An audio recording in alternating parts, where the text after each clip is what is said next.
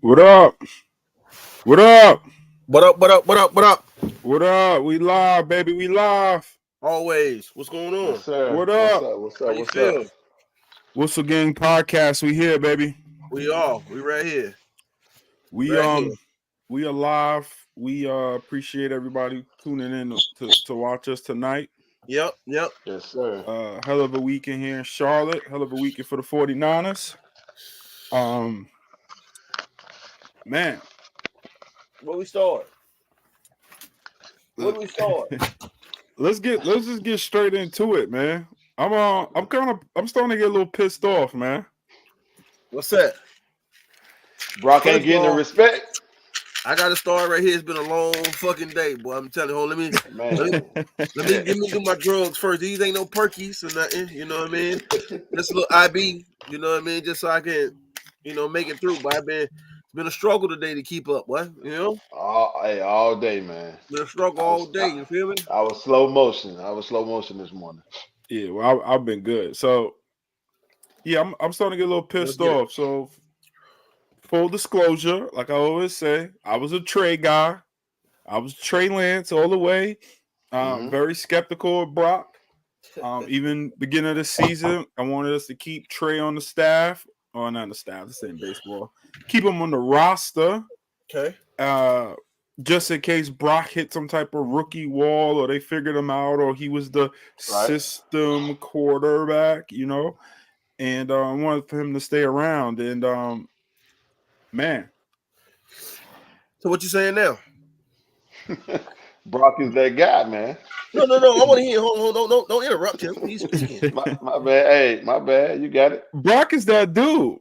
And I want to know, like, why isn't he considered a top echelon quarterback? Hold on, before I continue to go, for everybody out there watching, make sure you please like, comment, share, hit the subscribe button on YouTube. Absolutely. We appreciate that. It's a vibe. There's gonna be a party on here too. Go ahead. Yeah. Post your comments to be featured on the show. But listen, before you even go there, I need you to answer that question first because you second guess the man as well yourself. I need an apology first. I need an apology first because you're talking about my quarterback. Been telling you guys a whole apology. I need an apology first. If you leading the Moody crew, I'm gonna lead the Brock fan club. Let's go ahead and start. We need an apology first. We need to go public with the apology, and then we'll go from there. Okay. So live and on camera. Go ahead. We waiting. I apologize, not an empire. For not believing in Brock. All right. I'll take that, man. Yeah, I'm just, bro, Brock is top tier. I don't care what nobody says. Brock is top tier. And it's not opinions. It's not because I'm a Niner fan. It's not none of that. It's the stats. If you look at the stats and you look at the game, my man is top tier. He leads the league in QBR. He leads the league in quarterback rating. The biggest misconception is he throws the ball 2-3 yards and then they do all the yak stuff like we used to do. That used to be the offense with Jimmy G. Right. Jimmy was check down Jimmy, and them boys would take it to the house. Brock going downfield. Yes, sir. He going downfield. Pass attempt yards 9.7. You know who's second? It's Tua. Tua's at 8.2. So he's a full yard ahead of the next NFL quarterback in attempt pass yards. But y'all still say my boy just listen. Them throws yesterday, the first throw to Kittle over the linebackers into the hole. Dropped in the bucket. We're not even gonna get to the go route, but the go route to BA. But way before that, he had Villaveo about to sack him pretty much at his legs, and he hits BA on the crossing route on the slant that he takes for another 20-30 yards. Correct. I mean, the dude is a baller. He's a baller, and I'm starting to get excited. Like, yo, we got a fucking quarterback. Like, let's go. So here's the conversation, right? So I think a lot of people put it in this context because they've seen someone like Jimmy G take us to a Super Bowl. So they saying that Jimmy G had all these weapons and he fit in the Kyle Shanahan system, and our system does this and our system does that. So I think it puts, because we've had a plug and play situation where we've had Jimmy G in that situation. We tried to plug Trey Lance, so we drafted Trey Lance to be able to plug him into the system. And then when both of those guys got hurt and we put Brock Purdy in, it became a situation where people are thinking that we had a plug and play system. That's why the credit is not given to Brock Purdy, regardless of what he does, how it looks, what the numbers look like. They're still saying this is a system guy. They want to make sure they want to have a conversation about all the other guys they can put in our system and have success, but they don't want to give Brock the same credit to say he can go to somebody else's system and have the same success. I had the same conversation. We had this argument on live last week. Pierre's on the understanding that he couldn't come to Carolina and do what I think he can do better than what absolutely is doing right now. I have that type of confidence in what our quarterback brings to the table. Right. If you know anything about the NFL game, it's a lot about pre-reads, right? It's what we decipher doing the pre-snap read. I think he does that better than anybody else in the league or just in the top tier of those things. Going through his first progression, I think he does that and being able to come off really, really fast. You know, anybody who's had great success in Kyle Shanahan's system, those are the two things that you have to be able to do is you have to have enough mindset or understanding to take a picture of what you see pre-snap, once all the motions goes away, and then be able to go to your first read and come off your first read fast enough before the defensive line gets home. And I think that's one thing that people fail to understand and how much processing takes place, especially when you're under center and sometimes you're turning your back to the defense on play action. You have to have that level of success and that level of taking pictures and knowing where everybody was. And then when you turn back around, the whole board is being readjusted. But now you got to figure out, where to go with the football. So those are things that I think that you can take and put in anybody's program and have success. And I think Brock possessed both of those things. P? Listen. Oh, yeah. I'm watching ESPN today. Yep. I'm watching Shannon Sharp and Stephen A. Mm-hmm. And they literally talking about Brock is whack. I had to tweet at them, literally. I know they didn't say that. I know they didn't say that, bro. They must didn't watch the game. Couldn't That's have. exactly what I tweeted at them, that you guys are not watching the game. You guys are going off of the perception that is the system, the perception that is Kyle, the perception that he throws the ball 2 yards down the field and BA and them run to the house. No, ma'am. No, sir. No.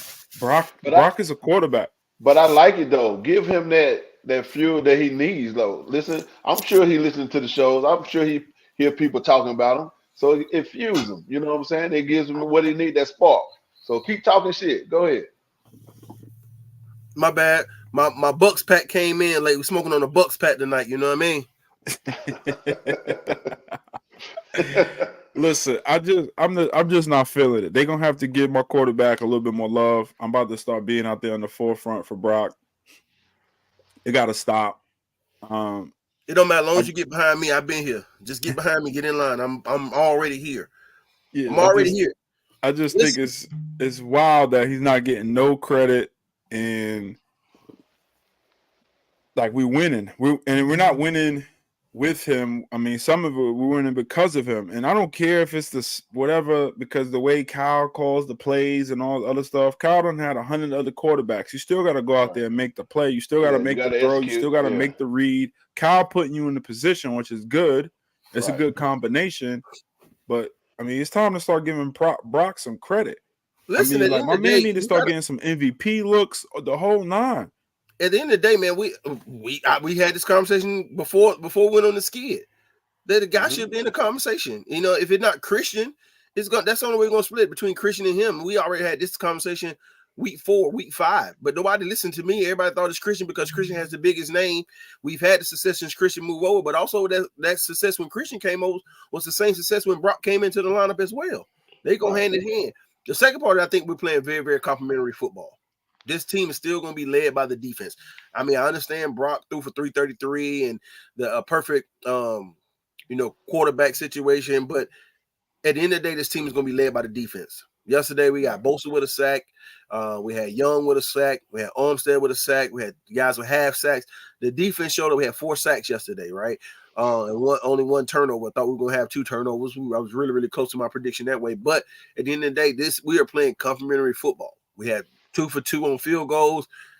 I don't know if we done great because we actually gave them. Say that one more time. No. We did have 2 turnovers. We got the 2 turnovers. No, I said 2 interceptions. Oh. Go back to that 2 what? 2 for 2 what? 2 for 2 on field goals. So we're Moody. We're there on the special team games. I mean, we're doing Moody. Our plus minus turnover ratio is great. So we playing really, really great complementary football. And I think lead the league in interceptions. Yeah, so that's what we are. P, what you thinking going on? When you look at the game yesterday, what do you see we're sparking it at the right time? What do you see is our identity right now? If you were to look at the game yesterday and going through the previous 11 weeks of the season, where are we peaking at the right time? It starts definitely with defense because our defense is number 1 in my opinion right now. As of now, we are officially ranked number 1 defense again. Yeah, like you said, that's where we start. That sparks us. That gives us the energy. We're getting 3 and outs. You know, we're coming down the field and putting them points up and holding them. Like that's how we win ball games. We don't win ball games just offense alone. We got to stop them. That's what we're doing. I like our defense. So keeping it on the defense, we took a big L yesterday. With all the good that happened, we took a huge loss yesterday. Man. That hurt right there. All-Pro Hufanga, my guy. Hufanga. Prayers up, baby. Prayers up. He out for the season. What's gonna be the impact? You think? What's gonna happen? Listen. No knock to him. Like I pray for the young man. I mean, the kid had a hell of a season last season. What he brought to the table. I think there's other stars at other levels of this defense, right? I think some of the game experience that Isaiah Oliver got early in the year playing the nickel and having to come in. I think he's a great tackler. I really think he's a really, really great tackler. Brown. Again, we drafted him so high. It's time for what he got on the field. At some point, I mean, what are we going to do? Wait till next year, and then the first time Brown has a chance to start is when Gibson decides that he's going to hang his cleats up and throw him across the power line. Hey, this is time. It's a time to grow up right now. You know, I think next man up, baby. You know how it is. I think with Oliver and and Brown being able to be both young guys, they can play, they can rotate there. I think both of them have some rotate. Nuh-uh. This is Brown's job. It is 100%. Brown's job, but in the same sense, Oliver has had game reps where he's shown that he can tackle. I think he's attempted to play slot for us. So, again, he gets more reps in there. So, if we need to go to a one-high safety look, we play a lot of nickel. Being that Oliver has played in both positions, it gives him an opportunity to get on the field and be able to be more dynamic in the back end of our defense. So, that's what I'm saying when I talk about Oliver, what he could bring to us, because he's played reps. He's played meaningful downs for the 49ers this year and shown that he can tackle. And if we need to roll him in the box in some version of that safety position and roll down the box, I think he's going to be a great tackler, just like Hufanga may have been. But so, Brown had 4 tackles yesterday in 1 quarter. I'm not 2 pass breakups. I'm not talking about Brown. I'm talking about Oliver. But Oliver, he needs to stay on the sidelines. It'll just be Brown slotted into a Hufanga spot. If he does, it doesn't matter to me. What I'm saying is having 2 guys ready to go in this whole process. Like I said, I was listening to another podcast today. They were talking about our window. We thought our window to win a Super Bowl was getting this small with the contract that Brock is on right now. Now the young guys are starting to have to play right now. It opened up our window of being really, really great for a really, really long time. So I'm liking that whole process. But I still think the way Cal and John Lynch think, I wouldn't be surprised we might get another vet just to go in that locker room just to make sure that secondary room is good. And this would be the perfect time to do it. We lose a guy that we needed, but if we go out and get, just like when the Rams added Eric Waddle, was it the Rams or was it the Ravens? One of them added Eric Waddle to the situation, and having that veteran leadership in the locker room, it helps. So again, I've always been a fan. That's why I'm a big fan of Richard Sherman, because I know what he added to our secondary when he came on. No, we didn't win a Super Bowl with him, but I think that same leadership, that same level, what he gave, that professionalism added to our locker room, and it's still breeding successful players in the secondary to this day, even though he's not in the locker room, haven't been there 3 years. So absolutely. Yeah, I think it's a chance to actually bring Tart back. That's just been being floated out there a whole lot. I definitely do think they look at and probably bring a veteran in, but this is 100% Brown. This is why you drafted him, and then you get a. When you just said Tart, I might have to go to the hospital. Like, there's only one name that I hate. Listen, it's only one name that gives me hiccups other than Tarp? Do y'all know that one person name? Jimmy G? Nope. Kyle Williams. Bumbo. We had it. We had that thing locked up, and Kyle We had Williams. it locked down. Yeah. Listen, with that being said, he's the only other person that gives me a shiver that I know we had a game one that I hate to blame on one player, but those two players right there, those two plays by those two individual players are 49er bloopers that I never want to relive again. It's like the Leon Lett situation for me. That's the Leo Lett moment for me.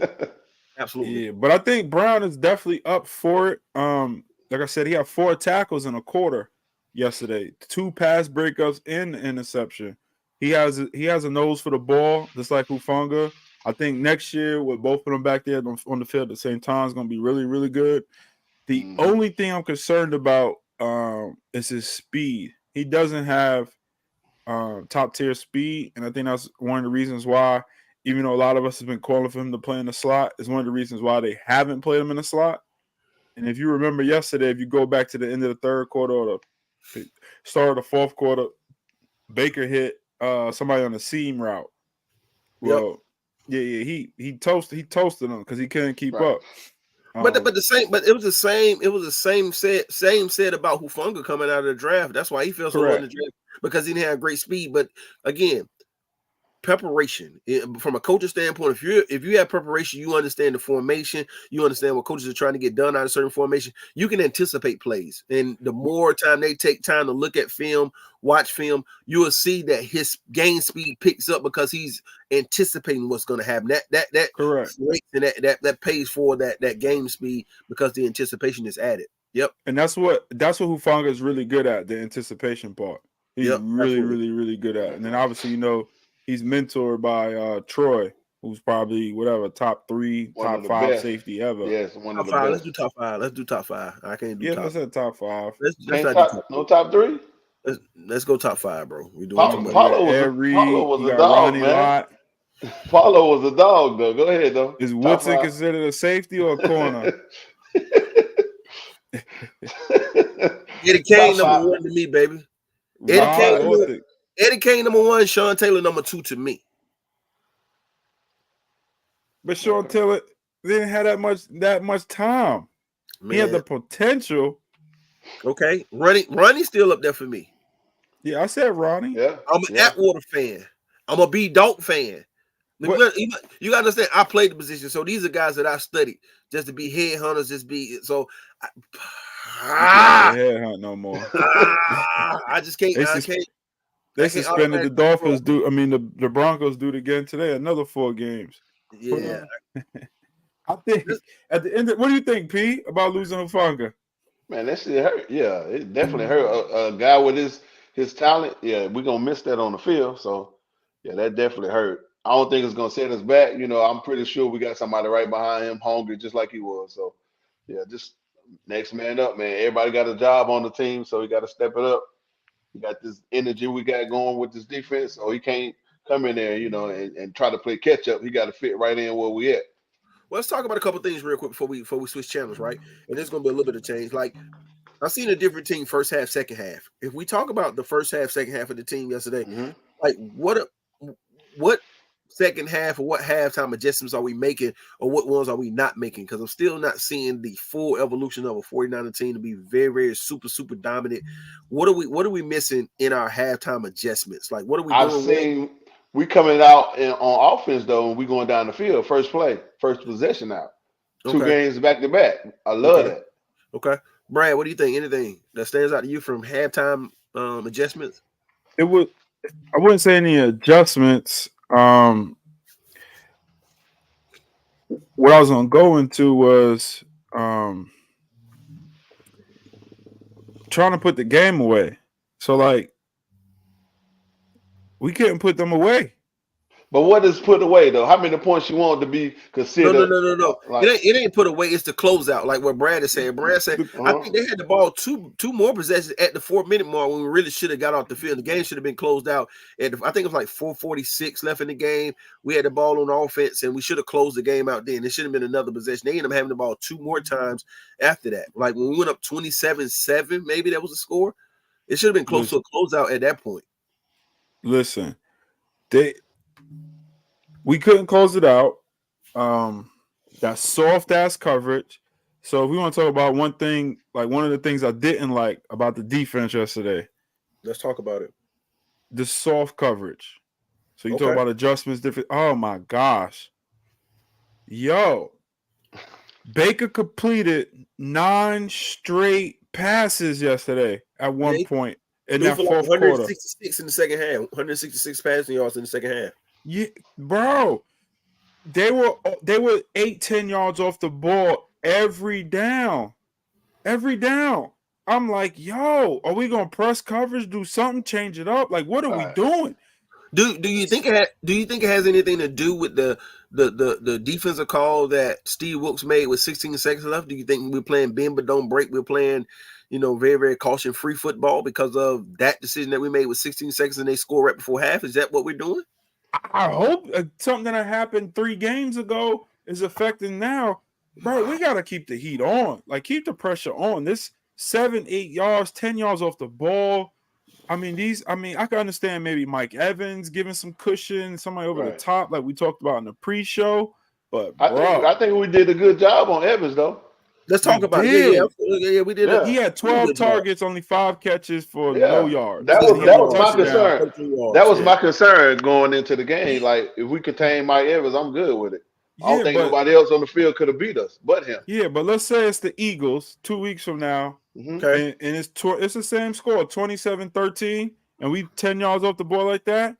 Oh, it's going to be 27-20, and now the pressure's back on us with 2 minutes left. Got to get a first down, close it out. We don't get the first down. Now they got a chance to go. You know how this shit goes. The NFL is one possession most of the time, and we got to play like that. We couldn't close. We didn't get like that closeout sack. You know what I'm saying? We just didn't close out the game. We let them go right down the field, be in position to score, to make it a 1 possession game, and that's just not good, especially for a top tier defense like this. Yeah, but think about it. And part of that was that the injury with Hufungo as well. Like when And then my bad. And then if you take it to the whole team approach, we got the ball. Remember, we got the ball back. We stopped them on the 4th down. We got the ball back, went 3 and out, punted to him. And then he ran like a 30-yard punt return. Yeah, it was, 851 so special teams blew it, and the offense blew it. Yeah, I mean, those are things that we got to figure out, right? I mean, again, we're in the winner's circle this weekend. I mean, it's water under the bridge at this point. We're getting ready for a Thursday night game versus Seattle. I think that's some of the things that we get done. I think that we still can get home with this 4. This front 4, the rotation still ain't just there just yet.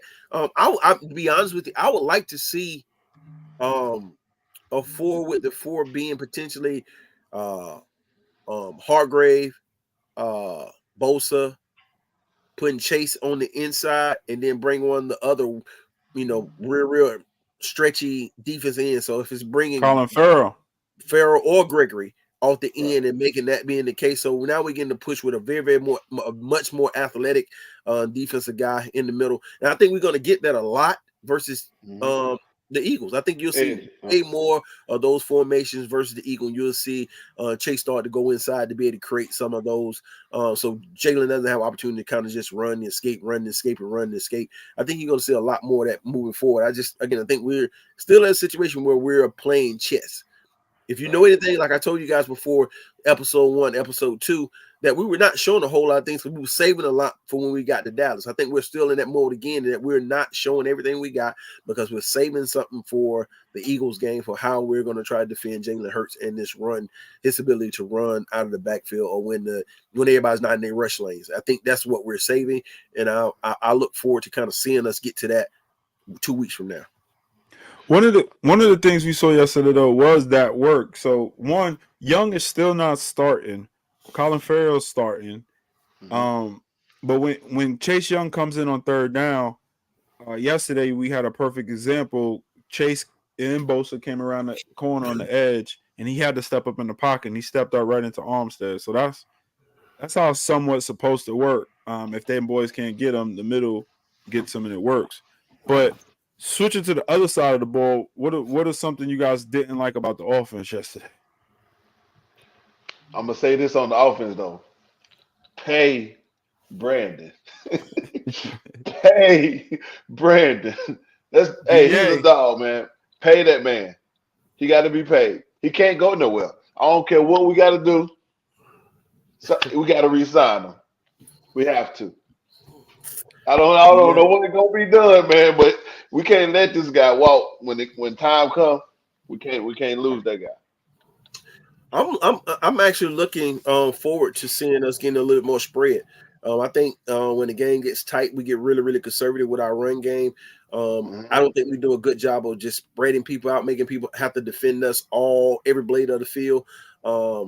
Playing the sidelines, getting a lot of people out of the box where they can't bring that extra guy to the box a lot. I think they need to start respecting BA being able to go up top. I'm hoping that sent warning shots throughout the league that he can win in the one-on-one, and you're in trouble if he's in the one-on-one. So I want people to have to start and keep a safety back like they do for Diggs and Adams and all the top receivers in the league. I'm hoping that us taking shots, like you said, Pierre, on the first drive of the series, and us being there to push the ball down the field. I hope that starts to create situations where defenses are having to keep their safeties back a little bit and can't jump the intermediate routes that we're throwing a lot of on today. I think that's where we kind of lose focus at again. And I still want to be able to see Elijah Mitchell get next game. Thursday night. I would like to see Elijah Mitchell get 10 touches. I was about to say that, man. I think we use that Christian too much, man. Like, it's more backs than just Christian. Don't wear him out. Don't wear him down. I know you want to be on the field. You can't keep Christian on the sideline. I get that. He's a hell of a player. But I know it's somebody behind him who wants some burns, who wants some plays too. So I think we need to mix it up a little more, with the run game. I mean, the play design. So let's say this: the play design. When Christian scored the first touchdown, play design was immaculate. Like play design was immaculate. Put him in motion away, snapping the ball. He goes back to the side he came from, and running into a lot of traffic where it's a trip spray concept that came out of the front side of the formation, and he's sitting in the flats wide open. I think the play design was immaculate. And I think we're going to win a lot of times with those type of play designs again. But I want to be able to see us get to a situation where Elijah Mitchell, Mason, TDR, any of those guys start to get more touches during the game, and it starts there. Is he making it that hard for Cal to put the other ones in the game, though, you think? I don't think so. Yesterday, Elijah got in there on the second or third series. He got carries. I was like, oh, shit. Yeah, Elijah had 5 carries yesterday, maybe, something like that. Early. Yeah, early. I want to see him have 10, 12. That let us know that we're heading down the right direction coming into the latter half of the season, these last 4 or 5 games. As we start to go into those latter games, I want to see more touches for those guys. I want to make sure that Christian is ready to go when it comes playoff time, because we got to lean on somebody. If we got to lean on him, I'm more than willing to lean on him when it comes playoff time and money time. But right now, I think we have enough offensive scheme, and we're scheming people up, and we're getting ready to go on this bird tour. I mean, we got the Ravens, we got the Eagles, we got the Cardinals, we got the Seahawks. Everybody that got a bird in their name. We're getting ready to play this little 5-game run. I think it's a great chance for us to see other backs in the game again. I think this is where we do it at right now. Separate us. Now, one of the things I didn't like or don't like, and this is back to closing out the game, we had the 4th and 1. We had like the 3rd and 2 or something like that, and the 4th and 1, and we run Christian McCaffrey. Like, why not give that to a lot? Why not give that to Mason? Mason run like he on food stamps. Exactly. That's how he run. He run like he trying to get off food stamps. He need that bread. Yeah. You telling me my man not gonna get a yard? He ain't gonna carry all game. He not gonna get in there and run the hardest he's ever ran and get that yard for us. So we can every time I seen that man in the game, he run hard. Every time I see him come in, falling forward. Oh yeah. And so that's just one of the things I did. It's something there though. It's something there because you can't leave those type of guys on the sideline the whole game. Let's break down the play though. I mean, if you look at the play, I think it was Debo actually missed the block on the play. Actually, I mean, we rely on our wide receivers to make difficult blocks at difficult times on primary defenders, right? We're blocking defensive ends, we're blocking blitzing linebackers with our wide receivers, and I think we just missed a block right there. I mean, I don't think Christian read it as well as I thought he should have. Went ahead and just hit the hole instead of try to get skinny and get it back up inside. But again, and if you look at Christian's body composure, body language once he came to the sideline, he know was mad. Yeah, he know he missed the run. He know he missed the crease. He missed the lane. those are positions that or possessions that we gotta have. Absolutely. I think anybody could have did it, but I think again, two things happened. Some of our stars missed the block, and Christian misread the hole and misread the read on the run. And it happens. It's gonna happen. I mean, we don't have a tush push, but it's gonna happen. We're bringing the ball off the line of scrimmage. Things are gonna happen when other people have a chance to penetrate the line. So, but all in all, man, listen, it we coming towards the end of the show. Another great win, 7-3 right now. How do we look at how do we come out this game going into this short week? Let's get a smaller preview before going in. Like, we got one injury we came out the game that we know of. We'll try to fix that on defense. We talked about it already earlier. But 7-3 right now. How do we feel going into week 12 against our rival in the Seattle Seahawks? What are we thinking? What Tony the Tiger say? Feel great. I feel like we putting up $1 billion. We're gonna put up $1 billion. I'm gonna use in the words of the great Ferb, $1 billion. Yeah. Gino's banged up, even though they expect him to play. He got a little tricep. They're gonna be out. Kenneth Walker, they big time running back, who when they drafted him, I said, "Damn, he's gonna torment us for years to come, twice a year." And he's been playing really good, but I'm ready. I'm ready for Thursday night. It's I think it separates us and give us a 2-game lead. Where we got it going on right now. I mean, it's one of those situations where I feel we're in the driver's seat right now. Taking this game, we're giving guys a day off today. Hopefully, we're practicing all week with no pads. We're just handling what we need to handle. We're taking a whole lot more mental reps this week, trying to get ready for this Thursday night game. I think we just kick it that way. I think it's just one of those things that we have to know that all of our came from the Bay. What's up? All our familiarity of what our rival does. Oh no, he's gone. So P, game ball this week. Yeah, who you giving game ball to, man? I'm giving the ball. Listen, I'm giving the ball to Mr. Brock. M.F. Purdy. Yes, he gives my game ball. Hey, I love the way he moves his feet. I love the way he extend the play. And he keep his pose. He don't get when he get happy feet. Like we done had years of that. But he's keeping his cool back there. I love it, man. I love his energy. I love the way he go through his progressions, and he ain't keying in on Kittle. He ain't keying in on Debo. He's spreading the ball around. So I love that. Listen, I started the show talking about him, and I'm going to end it talking about him. The game ball 1,000% goes to Brock. I'm starting to become a huge Brock Purdy fan. He's putting in the work. He's showing me that he's our quarterback. And we're winning because he's making the throws, because he's doing the things to get us in the right position. My game ball 100% goes to Brock Purdy, 1,000%. So exactly. Yes, who game ball? Who you give your game ball to? Yeah, you already took mine in Brock, so I'm gonna look around. We all gave it to Brock. He gave it to Brock too. Brock should get a 3-0, man. It's time. Hey, flush it with Brock, man. Quarterback. Flush it with Brock. Come on. Oh, Brock, your quarterback now. That's cute, right? Hey, he a Brock star. He's a Brock star, man. It's crazy. Yeah, definitely going game ball, Brock Purdy. If I had to get a second game ball, definitely go to BA. I thought yesterday was going to be a breakout game for Debo. Again, I think they're keen on Debo. They're trying to figure out how he can not be our Swiss Army knife. But yeah, game ball definitely go to Brock Purdy. With that being said, man, all shout outs right now, man. Shout out. Listen, crazy things going on right now.